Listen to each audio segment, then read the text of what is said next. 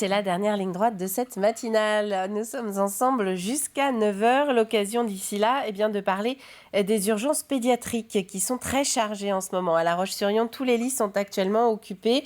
Et il n'y a pas que des bronchiolites ou des gastro. C'est ce que vous allez voir dès le début du journal. Dans le journal aussi, découverte ou redécouverte de l'esprit d'équipe. Le voilier avait remporté l'Ocean Race en 1985. Il est actuellement en train d'être retapé pour être au départ de la prochaine Ocean Globe Race en 2023.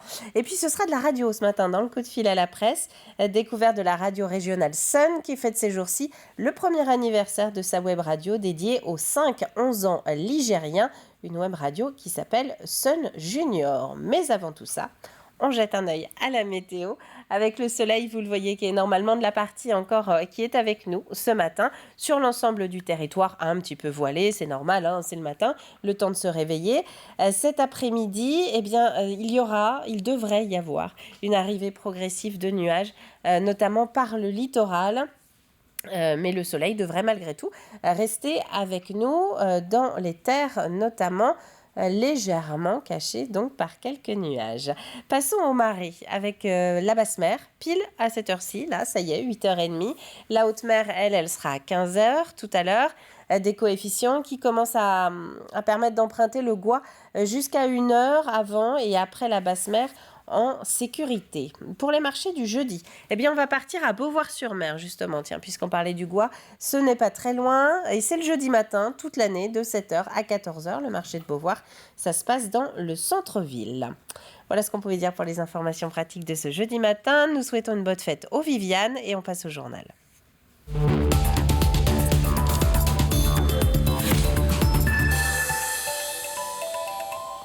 Un journal qui commence avec cet hiver 2021 qui marque le retour en force des gastro, des bronchiolites et autres maladies qui touchent notamment les enfants.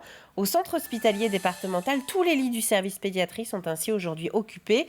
Et si les médecins sont habitués à ce genre de rebond épidémique, la pénurie de pédiatres ajoutée à cette situation pourrait devenir préoccupant sans nouveau renfort. Alix Solanos. Le petit Côme a 2 mois et demi. Il est hospitalisé depuis 5 jours pour une bronchiolite. Au niveau de l'oxygène, là, il en a encore un petit peu besoin. On va essayer de le sevrer dans la journée. On va voir ce que ça donne.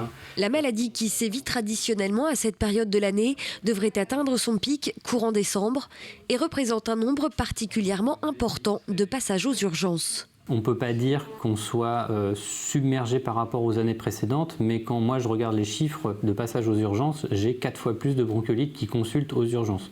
Des bronchiolites, mais aussi des gastro-entérites, et cette année, plus encore que d'habitude, des hospitalisations pour syndrome anxieux chez des adolescents. Bref, le service de pédiatrie du CHD de La Roche-sur-Yon est plein. Sur le secteur de pédiatrie, donc pédiatrie générale, on a 27 lits. Aujourd'hui, comme hier, ils sont tous occupés. Et on a dû même hospitaliser des enfants sur des lits qui sont normalement réservés à de l'hôpital de jour. Certains enfants qui viennent aux urgences et qui ont une indication d'hospitalisation sont redirigés vers les autres services de Vendée, c'est-à-dire les Sables d'Olonne et Fontenay-le-Comte, qui ont tous deux un service de pédiatrie. Une affluence qui ne surprend pas, mais qui épuise. Depuis 2016, le nombre de passages aux urgences est passé de 10 000 à 14 000 par an. Une augmentation régulière aux raisons multiples. Entre autres, le manque de médecins généralistes. Ici, dans ce service, ils sont 10 médecins équivalents temps plein. Pour assurer toutes les tâches, il faudrait monter à 15. Si la permanence de soins continue à être avec cette intensité-là, combien de temps on peut tenir dans le temps? Combien d'années on peut continuer à travailler comme ça avec 4 ou plus de 4 gardes par mois, avec parfois 20, 30 enfants? Et ici, sur le CHD, il ne faut pas oublier que le pédiatre a aussi à sa charge la maternité, la néonatologie, les avis extérieurs, et ça peut faire des gardes qui sont très très lourdes. Mais ici comme ailleurs, la pénurie de pédiatres se fait cruellement sentir et le recrutement est très compliqué. Alors pour ne pas engorger les urgences, il est recommandé de contacter le 116 117 ou encore le 112 ou le 15 avant de se déplacer. Santé toujours avec ces images de la manifestation à l'appel de la CFDT Santé Sociaux et Interco. 300 personnes, selon les organisateurs, se sont mobilisées contre le Ségur de la santé, plan qu'elles jugent insuffisant. Les manifestants dénoncent notamment ceux qu'ils surnomment les invisibles du projet, les personnels du secteur privé ou encore ceux qui travaillent ou accompagnent un public âgé. Il y a vraiment des établissements où les personnes sont obligées de faire les remplacements. Comme ils n'arrivent pas à recruter des salariés, ils font de l'auto-remplacement. Donc ils sont obligés de faire des heures en plus. Et donc il y a une grande fatigue. Et puis, une grande fatigue et un manque de reconnaissance. C'est-à-dire qu'ils ont l'impression qu'ils ne sont pas reconnus. Alors il y a une première étape, les métiers qui vont être augmentés, là, du coup, eux, ils se sentent, mais les autres ne comprennent pas. On va avoir dans certains établissements où par exemple il va y avoir des éducateurs spécialisés, eux ils ne vont pas être concernés par cette augmentation. Et notez que la CFDT annonce déjà une autre manifestation pour mettre en lumière d'autres invisibles. Ce sera le 7 décembre prochain. Parmi eux, les personnes qui travaillent auprès des enfants, comme les crèches, les PMI ou encore l'aide sociale à l'enfance. Les Compagnons du Devoir déménagent. Cette association destinée à la formation et à l'apprentissage de plusieurs métiers de l'artisanat est présente à La Roche-sur-Yon depuis 1892. Et après 38 ans au château du Plessis, elle a donc désormais de nouveaux locaux. Ça se passe rue Axo. Cette adresse est d'ailleurs la seule du département.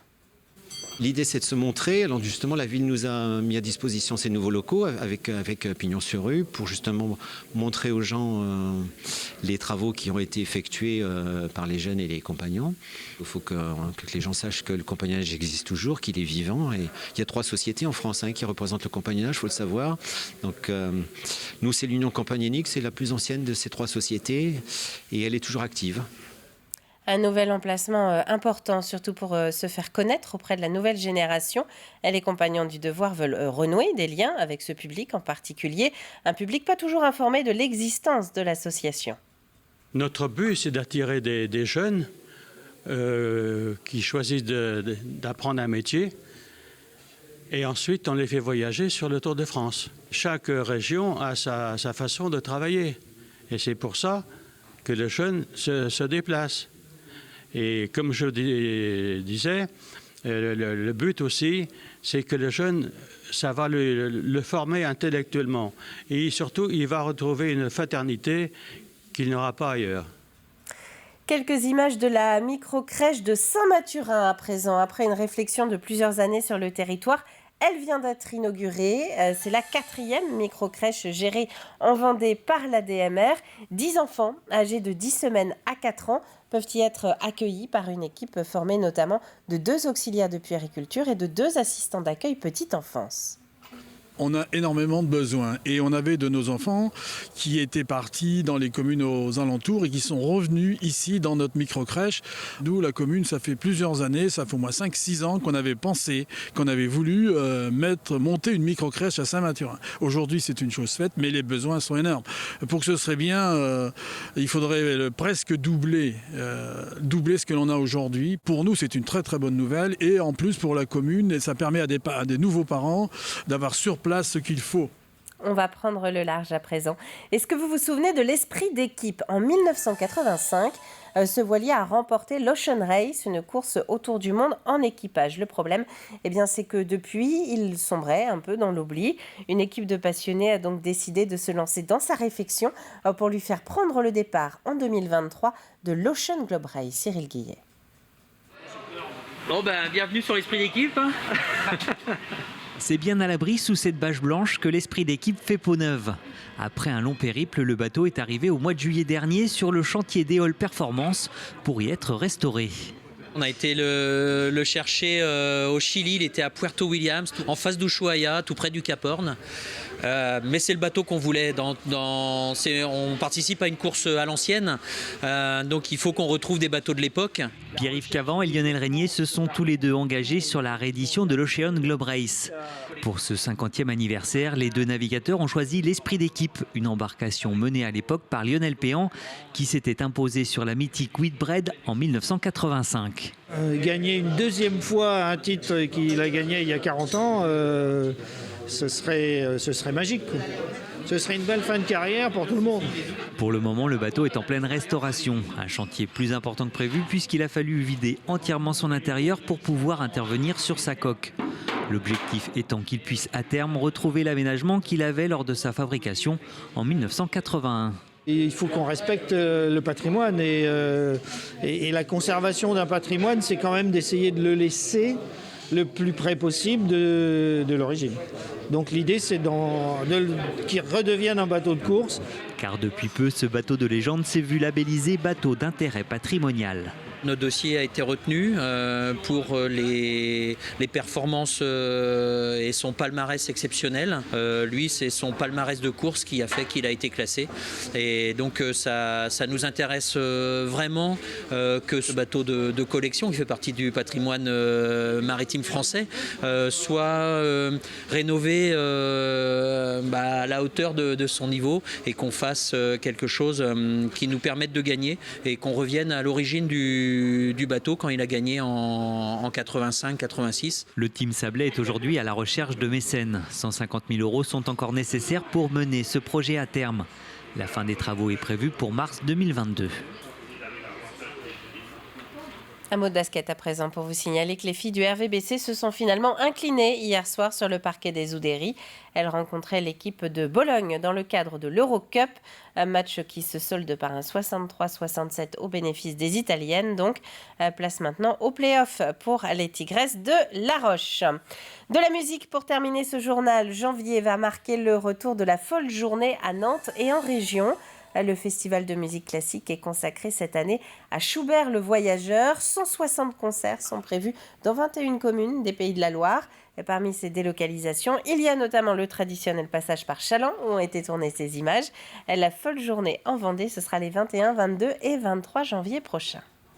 Nous allons organiser en Vendée, dans les 4 villes, c'est-à-dire Chaland, La Roche-sur-Yon, les Sables-d'Olonne, Fontenay-le-Comte, on va organiser environ 70 concerts.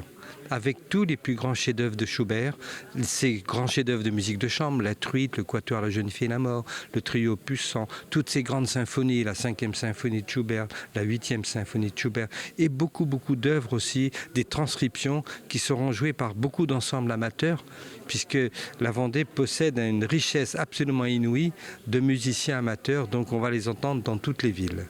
À la folle journée qui fête ses 20 ans cette année, l'ouverture de la billetterie, ce sera le 11 décembre prochain. Voilà pour les informations de ce jeudi matin. Nous passons maintenant à la météo et puis on se retrouve juste après pour le dernier quart d'heure de cette matinale. Bonjour à toutes et à tous, ça y est, Noël arrive et la première case du calendrier de l'Avent est ouverte. Mais malgré cette période magique, le temps lui vire au gris en ce début de mois de décembre, tout en conservant des températures assez basses. Mais d'abord, regardons de plus près ce jeudi 2 décembre. À l'aube, quelques nuages circulent dans les terres notamment, mais en dehors de ce point, le soleil est majoritaire. Attention tout de même, des gelées ne sont pas exclues au lever du jour, avec 3 degrés à Fontenay-le-Comte, 4 à Montaigu-Vendée, 5 en bord de mer et 8 à l'Île-Dieu. Dans l'après-midi, les nuages se développent et sont de plus en plus nombreux en Vendée.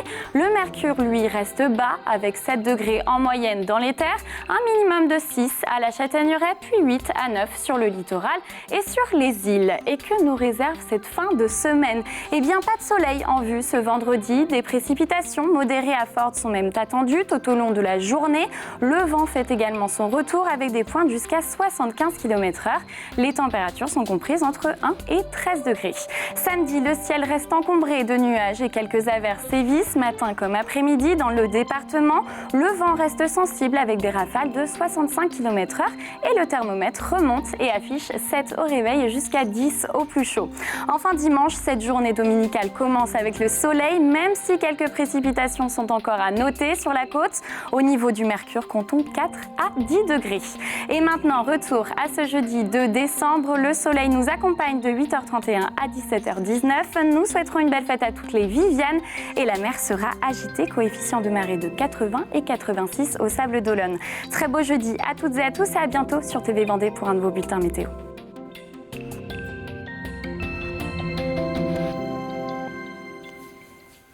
Merci Juliette pour ce nouveau bulletin météo, même si la météo annoncée sur la fin de semaine n'est pas franchement très agréable, hein. Il est 8h45 maintenant sur le plateau de la matinale. On va revenir sur l'actu. Nous partons à la rencontre du nouveau préfet de la Vendée. Vous l'avez peut-être entendu sur notre antenne.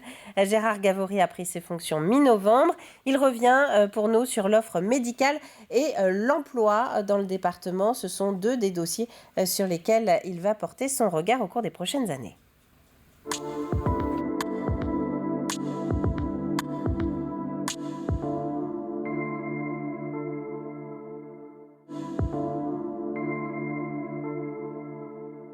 La couverture médicale, qui, comme ici comme ailleurs, est insuffisante. C'est-à-dire qu'on n'a plus assez de médecins, des médecins généralistes, que ce soit dans les campagnes ou en ville. Donc l'objectif, c'est d'inciter à l'installation des médecins. Donc l'État déploie il y a un certain nombre d'aides qui sont déployées pour permettre à des médecins de venir exercer leur métier, leur vocation, mais c'est aussi soutien aux projets qui sont portés par des collectivités de créer des maisons de santé, des pôles de santé libérales ambulatoires, donc financés par des aides de l'État, de manière à pouvoir offrir un cabinet médical à des médecins qui ont des difficultés pour venir s'installer tout simplement.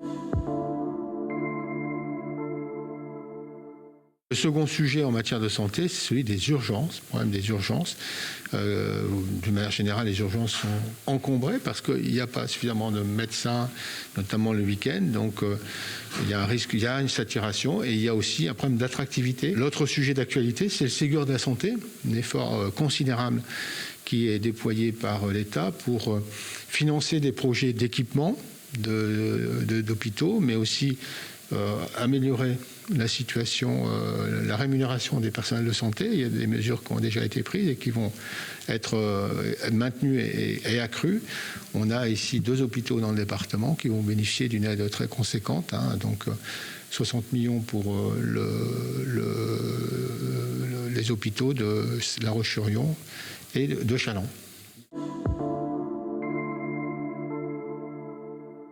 Tous les secteurs d'activité souffrent des difficultés de recrutement, clairement, alors que ce soit en personnel qualifié ou en personnel non qualifié. Donc l'objectif, c'est de les aider à recruter. Donc il y a déjà des actions qui sont menées. Et là, on a un plan tout à fait précis à mettre en œuvre, à déployer. C'est de travailler, ce qu'on appelle sur les demandeurs d'emploi de longue durée, donc de plus d'1 an. Les freins, on le sait, c'est le problème de l'accès au logement, c'est parfois les difficultés de mobilité. Et donc, c'est de manière très concrète de voir comment on peut les aider à retrouver un emploi.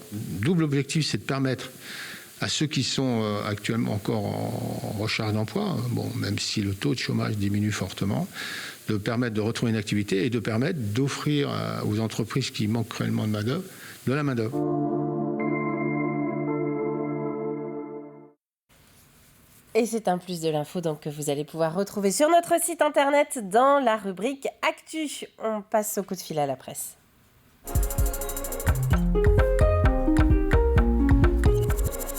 Je vous le disais il y a un petit quart d'heure, le coup de fil à la presse locale s'intéresse aujourd'hui à la radio Sun, une radio qui émet depuis Nantes, depuis la fin des années 90. On la capte sur tout le nord vendéen, le pays de Mortagne, mais aussi à La Roche-sur-Yon. Et en octobre 2020, Sun a lancé Sun Junior. C'est une web radio qui s'adresse en priorité aux 5-11 ans, mais pas que. Une radio que nous pouvons tous capter via Internet. Écoutez. Sun, en fait, s'inscrit dans l'éducation aux médias depuis environ 7 ans maintenant. Et c'est dans ce cadre-là qu'on a pu recenser de nombreux besoins en matière d'éducation aux médias, en matière de tout ce qui touche à l'info, on va dire, globale actuellement, dans un contexte de fake news, d'infobésité, etc. Et à ce titre, du coup, nous avons développé un média junior à part entière qui s'appelle Sun Junior, et qui depuis 2020 en fait est une web radio que nous retrouvons donc sur notre site internet et sur toutes les plateformes de streaming. Une web radio du coup donc qui s'adresse à un public familial, donc avec un cœur de cible des 5-11 ans, mais qui va faire en sorte d'avoir un flux et un programme qui ne soit pas infantilisant dans la mesure où toute la famille est invitée à écouter Sun Junior. L'idée, en fait, c'est d'avoir, on va dire, un filage entre les générations dans la mesure où les grands frères, grandes sœurs qui n'ont pas forcément entre 5 et 11 ans peuvent produire des choses pour leurs petits frères, petites sœurs qui sont dans cette tranche d'âge-là.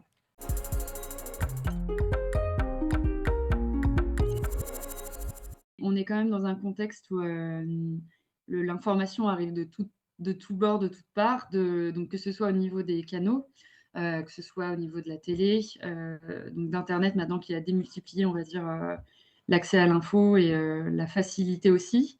De la radio aussi qui est quand même, on va dire, de moins en moins présente dans la vie des personnes plus jeunes. On arrive sur des générations qui, si leurs parents n'écoutent pas la radio, ne feront pas forcément la démarche d'aller l'écouter eux-mêmes. Quand on voit notamment le développement des podcasts, tout ça, on remarque que beaucoup de jeunes ont une habitude d'écoute des podcasts, mais que les podcasts, à la base, en fait, si on en est arrivé là, c'est que c'est la radio à la base et où on retrouve toute une dynamique. Donc voilà, on touche ce public-là de cette manière-là.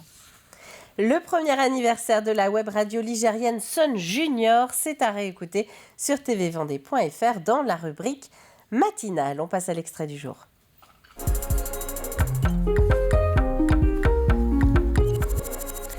Et nous mettons donc le cap sur le nouveau programme d'aujourd'hui sur TV Vendée. Aujourd'hui, c'est jeudi. Nous parlons donc entreprise avec une nouvelle rencontre de Catel Lejeune dans le Mageco.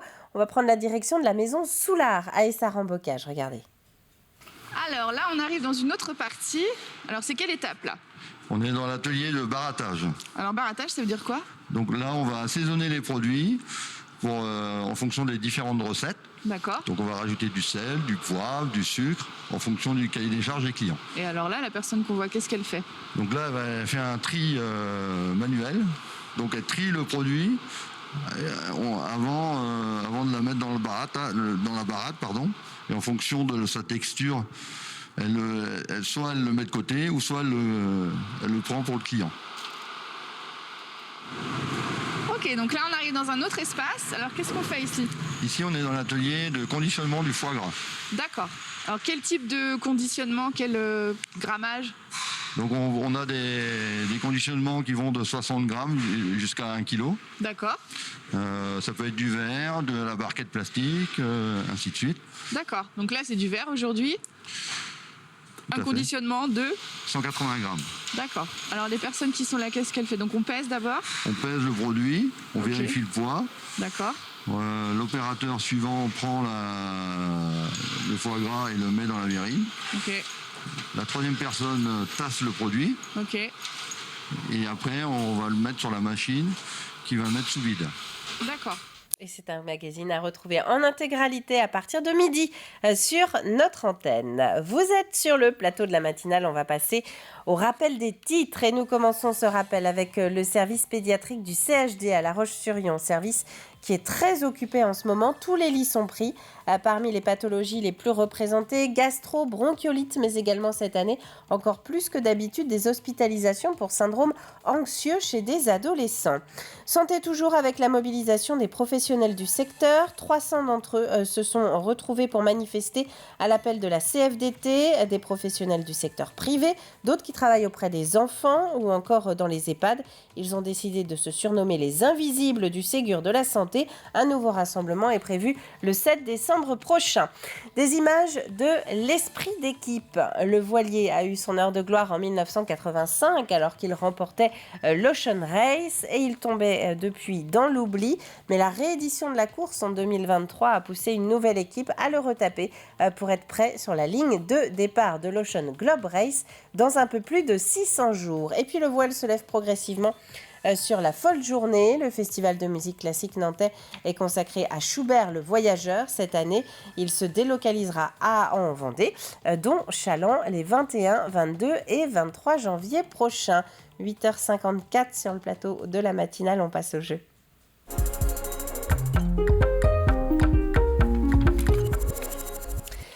Alors, ce jeu qui nous emmène dans les archives de l'émission Les Passionnés, présentée par Grégoire de Châtillon. L'émission de cette semaine, elle nous emmène à la rencontre d'un retraité qui a la passion de la collection des choses anciennes. Et parmi ces objets, il y en a un qui nous intéresse et qui nous a poussé à vous poser la question suivante. Qu'est-ce qu'un puce-capin phanophile ?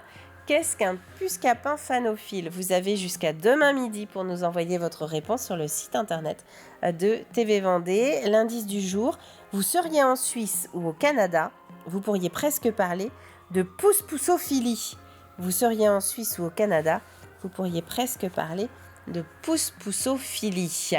à la clé. Il n'y aura qu'un seul gagnant cette semaine. Mais quel gagnant! Regardez, c'est Maison Planchot qui nous accompagne et qui a préparé spécialement pour la matinale un panier garni surprise spéciale fête. Voilà, et nous saurons demain après-midi qui a décroché ce panier. C'est la fin de cette matinale. Merci à vous de l'avoir suivi. On va se retrouver demain, justement, dès 7h pour un nouveau début de journée ensemble. Et ce sera la fin de la semaine. Très bon jeudi à vous tous et à demain.